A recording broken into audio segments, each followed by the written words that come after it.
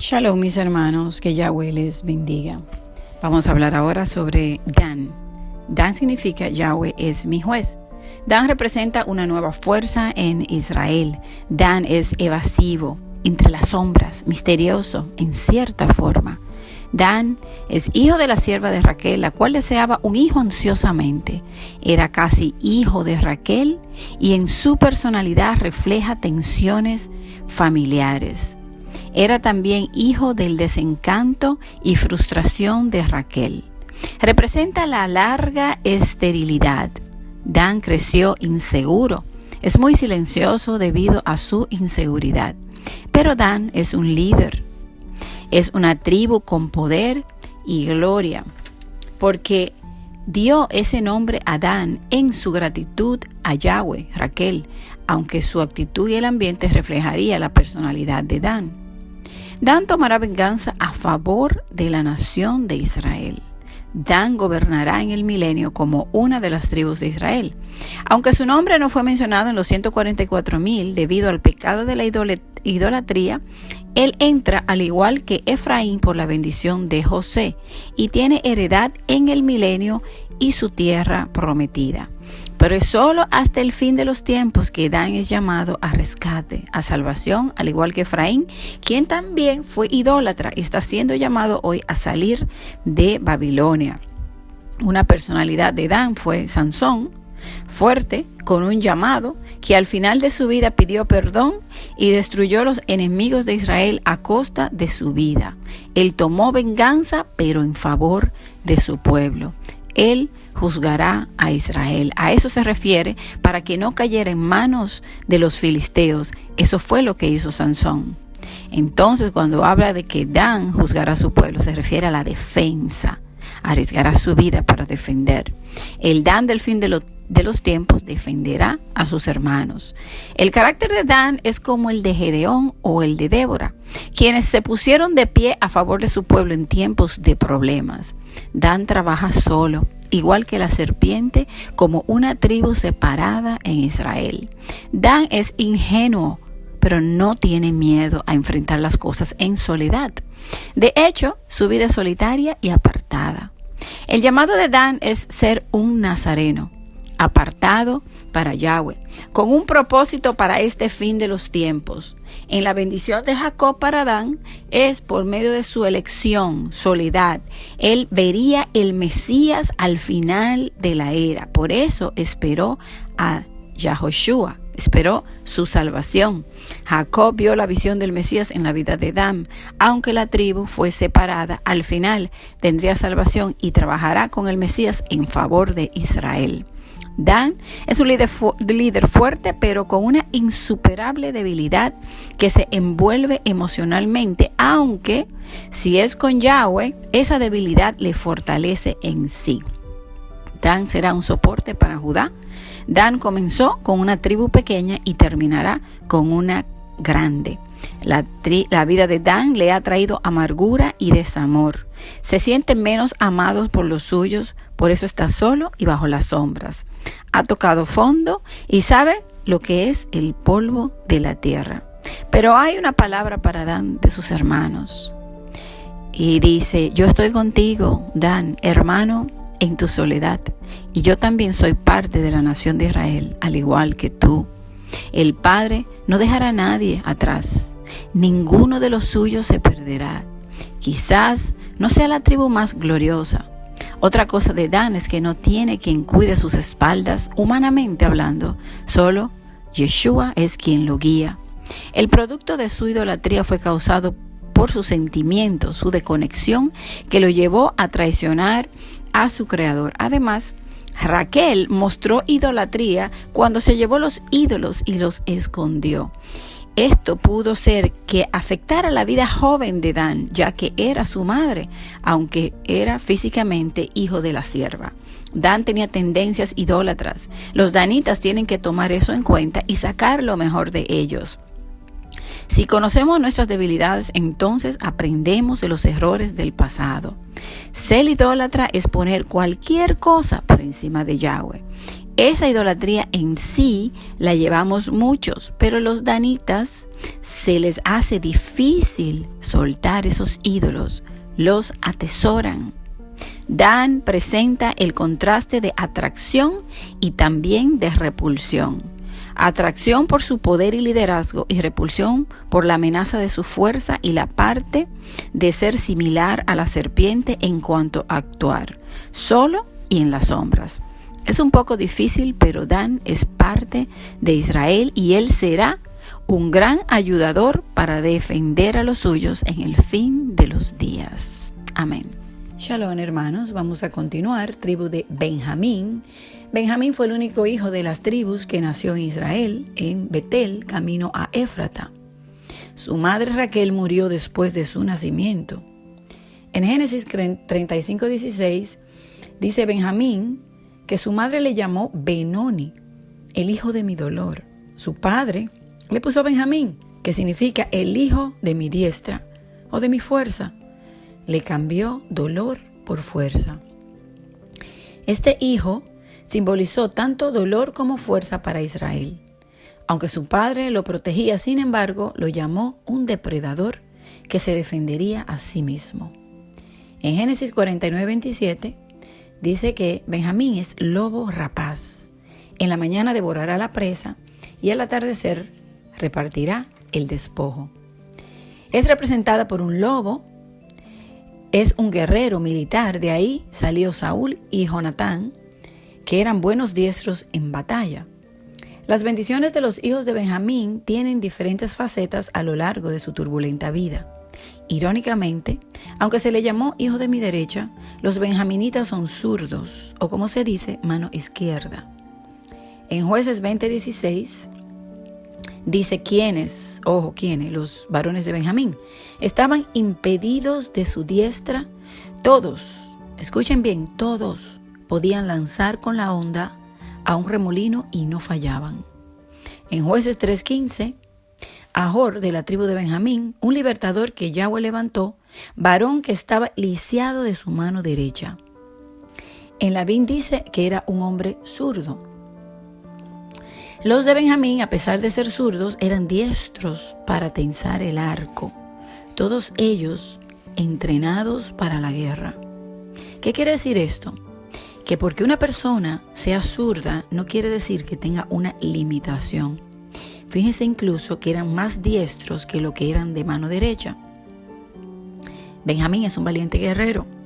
En cuanto a diestros, los hijos de Benjamín, en cuanto a la Torá, son fuertes en justicia, pero al ser zurdos, son débiles y pueden sorprendernos. Es un lobo solitario que sorprende al enemigo. Él defiende solito y sorpresivamente a los enemigos del pueblo de Yahweh. Esther y su tío eran de la tribu de Benjamín.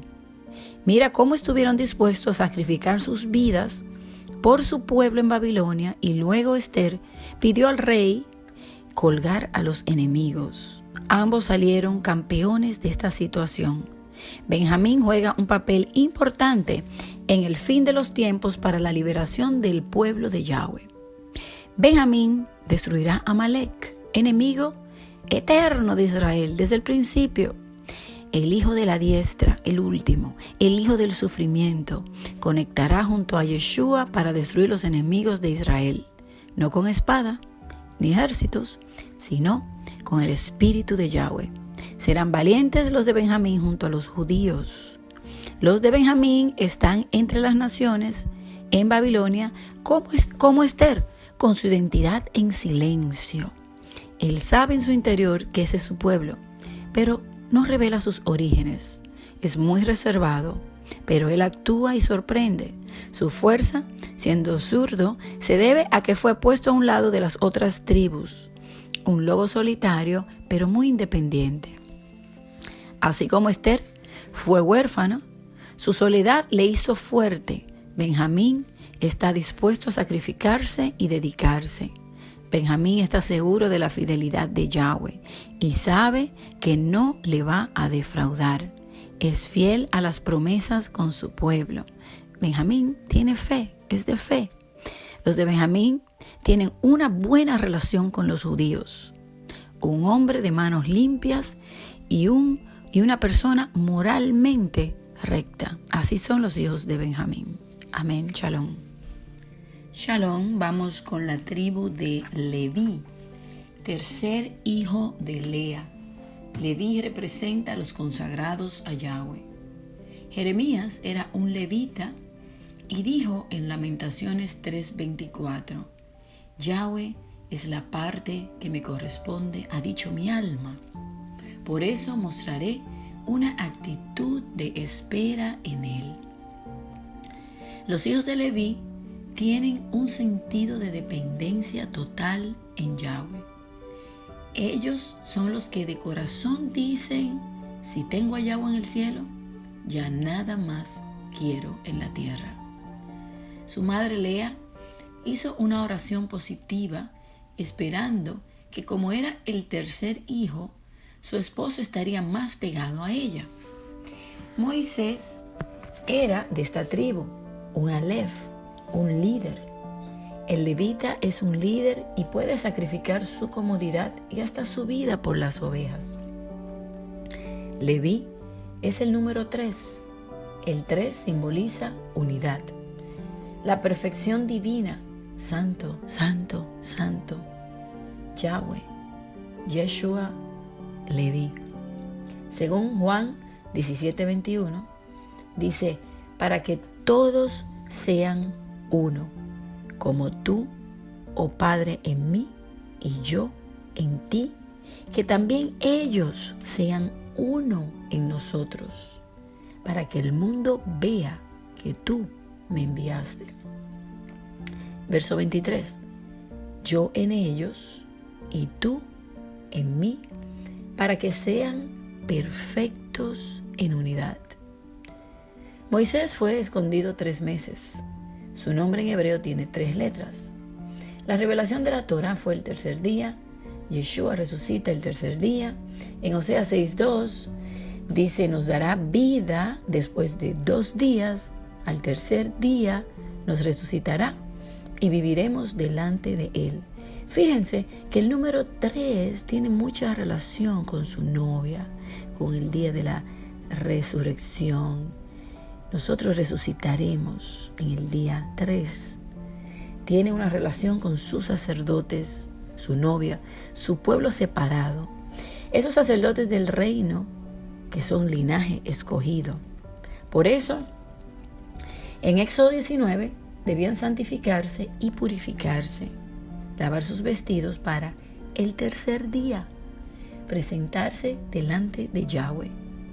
¿Qué le dijo Yahweh al pueblo? Que serían sacerdotes de su reino si obedecían y escuchaban su voz. Esa fue la promesa, un reino sacerdotal, santos para él. Vemos más adelante que Yahweh escoge a los levitas como sus ministros y primogénitos, porque fueron fieles en no adorar el becerro de oro. Hoy los levitas son aquellos que no se contaminan. En su lengua no hay engaño. Ellos se mantienen fieles a Yahweh hasta el final. Yahweh le hizo una promesa de un pacto perpetuo también. Así como él hizo una promesa para las tribus, eso incluía la promesa sacerdotal a los levitas. Moisés era el más pequeño de sus 3 hermanos, o sea, el tercero. Los demás eran Miriam y Aarón. Los levitas tienen el ministerio de Moisés y Elías para conducir al pueblo en el fin de los tiempos. Los levitas están restaurando a las tribus de Israel con la Torá en este fin de los días y también son los que enseñarán la ley, la Torá al mundo, a los sobrevivientes en el milenio. Así se les confirió a ellos este pacto perpetuo porque fueron celosos de Yahweh y lo demostraron. Y hoy aún hay un pueblo que no se contamina y persiste en ser íntegro a Yahweh. En un reino hay sacerdotes y hay otros miembros del gabinete del rey. No todos pueden ser sacerdotes porque no todos se van a enseñar unos a otros. Así como en una congregación no son todos pastores o rabinos, hay diferentes cargos, así también será en el milenio. Incluso dentro de los mismos sacerdotes hay diferentes niveles de servicio. Todo eso lo podemos ver en la profecía final del templo en el libro de Ezequiel. Leví fue elegido para declarar los misterios en su palabra concerniente a la redención de Israel y a través de Israel y Judá salvar hombres y mujeres de toda raza, lengua y nación sobre la tierra. O sea, ellos están restaurando las tribus para que las tribus también vayan y restauren a otros. Los levitas fueron dispersos entre todas las tribus de Israel y hoy están entre ellos. Tienen pasión por mantener la integridad del pueblo de Yahweh a cualquier precio. Son intolerables al pecado y sus acciones en cuanto a este celo se puede malinterpretar por aquellos que no tienen temor y celo de Yahweh y que fácil toleran situaciones que ofenden al Padre. Eso lo vemos todo el tiempo. Hay personas que ven que se le está faltando el respeto a Yahweh y no hacen ni dicen nada. Y cuando no dicen nada es como si participaran de ello. Los levitas tienen carácter fuerte. Fuera de Yahweh, los levitas son peligrosos, como en el caso de Simeón. Pero sometidos a Yahweh, ellos reciben el dominio propio, aunque batallan con esto. Los levitas detestan la idolatría y cualquier desvío del camino de la integridad. Cuando Israel se desvió rápidamente a adorar al becerro en el desierto, Leví fue la única tribu completa que no lo hizo. Cuando Jeroboam puso los 2 becerros, al dividirse el reino de Salomón, los levitas tampoco participaron de eso. Y esto mucha gente no lo sabe. Todos creen que Israel completo lo hizo. O sea, que todas las tribus adoraron el becerro. No fue así. Esto ustedes mismos lo pueden leer en Primera de Reyes 12:31 y Segunda de Crónicas 11, del 13 al 16. Jeroboam buscó otros sacerdotes porque estos no se prestaron a ser parte de lo que ellos estaban haciendo en contra de Yahweh. Los levitas, hermanos, son los santos, puestos aparte. Aquellos que se consagran para Yahweh, aquellos que se ponen de un lado y dicen, no, yo no voy a participar de eso, yo voy a ser fiel a su palabra. Los levitas son las primicias, ellos maduran primero, ellos son la primicia de los primeros frutos, son los primogénitos de Yahweh. Y si esto es así, quiere decir que son los 144,000 levitas, que son los 144,000, son levitas aunque pertenecen y representan a cada tribu. Al igual cuando ellos vivían en la tierra de las diferentes tribus y podemos encontrar levitas judíos, ya que se mezclaron. ¿Puede entonces un levita ser de otra tribu? Vamos a ver lo que dice las Escrituras. En Jueces 17:7 dice, y había un joven de Belén de Judá, de la familia de Judá, que era levita y peregrinaba allí. ¿Ven? Entonces, ese era levita, pero era judío. Hoy tú puedes ser levita y ser de Zabulón, puedes ser levita y ser de Aser, puedes ser levita y ser de Isaacar. Yo sé que a este punto, muchos que ya se han identificado con alguna tribu comienzan a ver que son aún más identificados con los levitas, y esta es la razón. ¿Cómo llegué a este entendimiento? Les haré un pequeño testimonio. Yo nunca busqué las raíces hebreas. Ellas me buscaron a mí. O sea, Yahweh me buscó, me las mostró, me las enseñó. Yo no tenía ni idea de las tribus, ni de Efraín, y mucho menos de que los 144,000 son levitas. Todo esto está en la Escritura, abierta para los que tienen ojos para ver y oídos para oír. Si la palabra nos habla de que somos un reino de sacerdotes y que se enseñará la Torá en el milenio, entonces, ¿quién enseña? También si vemos en las Escrituras que Él le dice, si ustedes oyen mi voz y obedecen, ustedes serán un reino de sacerdotes. Si en el Nuevo Testamento se nos habla de que somos linaje escogido, un sacerdocio, entonces tenemos que hacer el clic de todo esto. Nos está hablando exactamente de lo mismo. Es como aquel que no entendía que los gentiles entre las naciones son la casa de Israel. Hasta que no entendieron esto, no podían comprender las Escrituras a finalidad. Tenían que buscar interpretaciones que se quedaban muy aéreas, sin base bíblica, y por eso surgieron tantas denominaciones hoy en día, porque no tienen la base real. Cuando comprendas esto vas a entender muchas escrituras, mucha palabra. Cuando Yahweh nos habla de que ese sacerdocio aún está vigente, lo vamos a ver más adelante. Entonces, si la palabra nos habla de que somos un reino de sacerdotes, y nos habla también en Ezequiel de que los sacerdotes estarán en su templo, que son los ministros delante de él, ¿de quién está hablando? Porque si somos nosotros que estamos siendo restaurados, si nos estamos separando y apartando para él, si estamos llevando su mensaje, si estamos restaurando las tribus, todos aquellos que están haciendo esto pertenecen a los levitas. Entonces, claro, no todos enseñan. Hay unos que enseñan y otros que reciben. Pero el llamado es para todos. El llamado es para todos. Si tienes en tu corazón ese deseo de servir, hazlo. Hazlo porque es un llamado especial que Yahweh tiene para esos hijos suyos. Entonces, solo usemos un poco de lógica común. Si la Biblia desde Éxodo 19 nos presenta un evento muy similar a las bodas del Cordero, a nuestro encuentro con Él, la preparación de su pueblo, lavando sus vestidos, si vemos las vestiduras de los sacerdotes que son de lino fino, y aún vemos vigente este pacto perpetuo, y hasta el Apocalipsis vemos en el capítulo 20 que son bienaventurados y santos esos que resucitan, que tienen parte en la primera resurrección y que serán sacerdotes de Yahweh y del Mesías por 1000 años, entonces el rompecabezas comienza a tomar forma, al igual que entendimos que éramos Efraín y toda la Biblia nos cambió. Las cosas fueron tomando su lugar. Las fuimos comprendiendo. Sacerdote en hebreo es Cohen, levitas.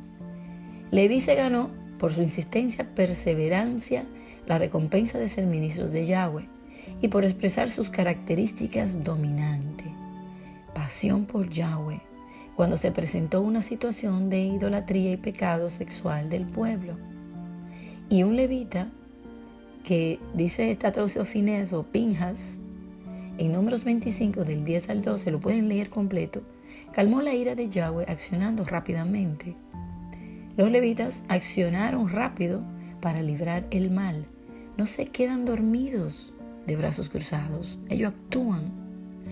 Génesis 49 del 5 al 7 dice, Simón y Leví son hermanos, sus armas instrumentos de violencia. Maldita su ira, porque es feroz, y su furor, porque es cruel. Los dividiré en Jacob, los dispersaré en Israel. Simón y Leví tomaron justicia en sus propias manos, porque ellos se airan. Ellos tienen un carácter así fuerte, se airan rápido. Por eso es que ellos tomaron dos caminos diferentes. Aquí fue donde cambió la suerte de Leví. A pesar de todo lo que ellos hicieron cuando tomaron justicia en sus manos, lo cual fue una vergüenza para Jacob, lo que ellos hicieron en la venganza de Dina, su hermana. Pero Simeón escoge el pecado. Fíjense, en Números 25, 6 al 14, fíjense que era Simeón, aquel que se buscó a esta mujer.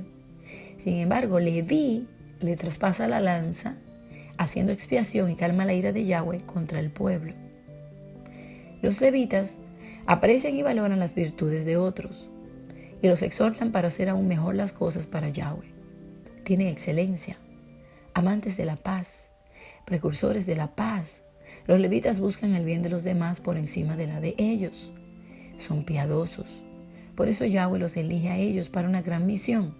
Se requiere coraje, valentía, carácter para enseñar y arrebatar esas almas al enemigo.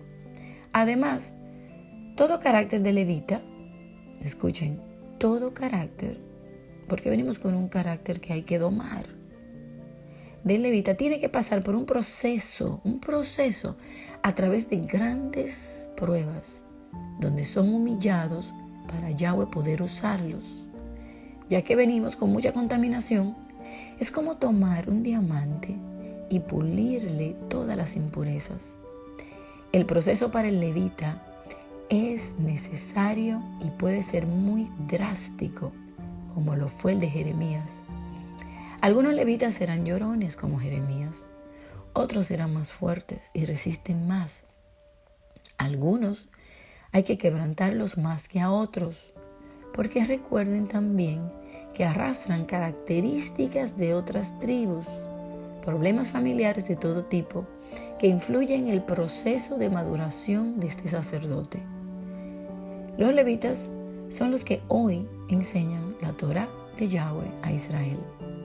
Las instrucciones son maestros y viven dando ejemplo a los demás. Son los líderes de hoy y serán los líderes y maestros del milenio. Los levitas son los piadosos que llevan el tumín y el urín, que es el conocimiento y la revelación, y las 12 piedras en su pecho, el pectoral que representa la guía de las 12 tribus cerca de su corazón, porque los levitas ya pueden entrar en el lugar santísimo. Allí donde entraba el sumo sacerdote, a través del Mesías Yeshua, tenemos entrada a ese lugar santísimo para hablarle al Padre, para presentarle a las tribus en oración, porque la llevamos ahí en nuestro corazón. Los levitas son disciplinados, mantienen un camino recto y siguen la carrera que les fue dada hasta el final. Ellos no se devuelven ni se desvían. Si bien están siendo restaurados, tan pronto Yahweh les da su identidad como pueblo, que se apasionan por Él. Ellos se apasionan por Él y por las almas. ¿Qué bendición le dio a Moisés a esta tribu? Lo podemos leer en Deuteronomio 33, del 8 al 11. No le voy a leer los pasajes porque sería muy largo, pero es bueno, es importante que busquen la Biblia y lo lean estos pasajes que le estoy dando. Este es el destino de Leví, de mucha bendición y muy diferente a la bendición de su padre Jacob. Leamos eso en Génesis 49, del 5 al 7, junto a Simeón. Leví comenzó mal y terminó muy bien, porque sus promesas fueron confirmadas y sus promesas son eternas. Leamos lo que dice Jeremías 33, del 20 al 26. Muy importante que lean este pasaje para poder entender todo lo que les he hablado. Porque aquí, en Jeremías 33, del 20 al 26, le va a hablar sobre ese pacto que sigue vigente y sobre esos que son suministros en el milenio, serán los levitas. Aquí se extiende la confirmación de este pacto, no solo con los levitas, también con Judá y el Mesías Yeshua y las 12 tribus de Israel, el pueblo dividido, las 2 familias, que serán solo una, en la unión que también está profetizada en Ezequiel 37 y Jeremías 31 en cuanto al nuevo pacto, y un solo pueblo. Lean Ezequiel 37 del 16 al 22 y también Jeremías. Es importante para comprender todo esto. Les daré una buena noticia para los de esta tribu. Lo primero es que los levitas desean todo el tiempo estar en la presencia de Yahweh. Ellos van a recibir esa recompensa de estar muy cerca del Rey en el milenio, aunque unos más cerca que otros. Recuérdense la promesa, recuérdense la bendición que le dio Lea cuando nació y dijo: ahora mi esposo estará más cerca de mí. Esa es la bendición para ellos. Los levitas están cerca. Los levitas son los que entran en el lugar santísimo. Los levitas disfrutan la presencia de Yahweh. Están ahí todo el tiempo meditando en Él. Y ellos, asimismo, será su recompensa en el milenio. Porque dice en las Escrituras, anteriormente, ellos vivían entre los territorios de las ciudades que se les asignaron en las tribus, en las demás tribus. 48 ciudades. En el milenio es diferente. Allí tendrán una porción de tierra especial en el espacio separado para el lugar santo donde estará el templo. Y esto, mis hermanos, está en el libro de Ezequiel. Ahí lo pueden leer, donde dice que separar, incluso habla de un terreno con específica número, o sea, con una medida específica, y dice que allí vivirán los levitas. Ya ellos no estarán entre las tribus y entre los territorios, sino que estarán allí cerquita de Yahweh. Entonces, aquí vemos que hay una repartición de tierra y nadie puede decir que eso pasó. Escuchen, nadie puede decir, eso es del pasado. ¿Saben por qué? Porque el libro de Ezequiel fue escrito en la cautividad de Babilonia entre el 593 y el 571 antes de la era del Mesías. Y recuerden que Josué fue quien entró a la tierra prometida y él fue quien repartió la tierra.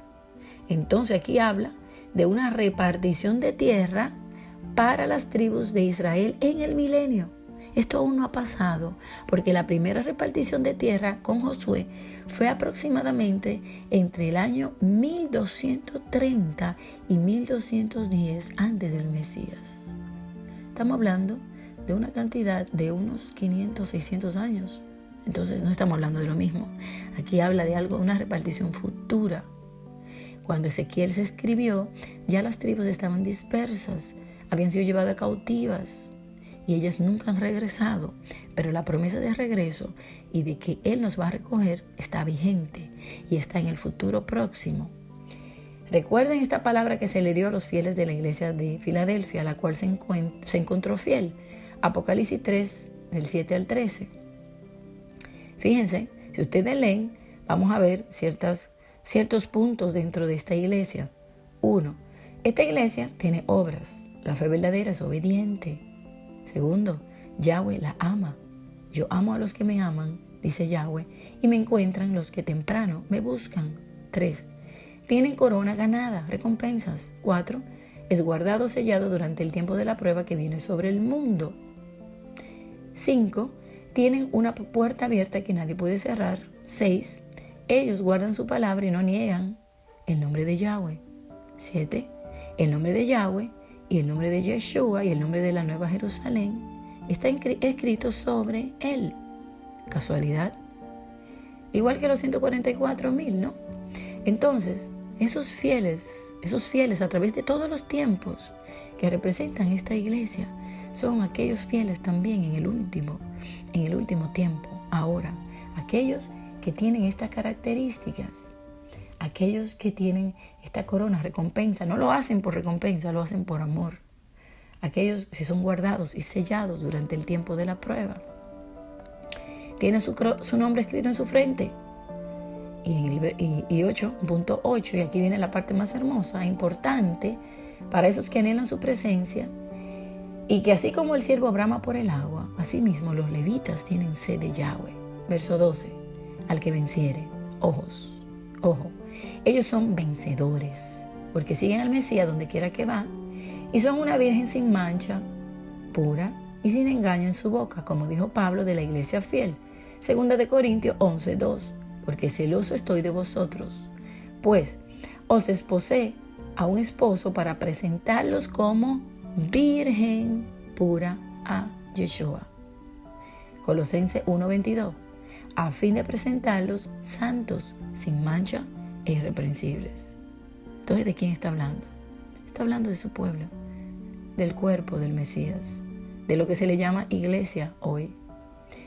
Otro punto, 9. ¿Y cómo nos describe las características de los 144,000 en Apocalipsis 14? Los describe como vírgenes puras.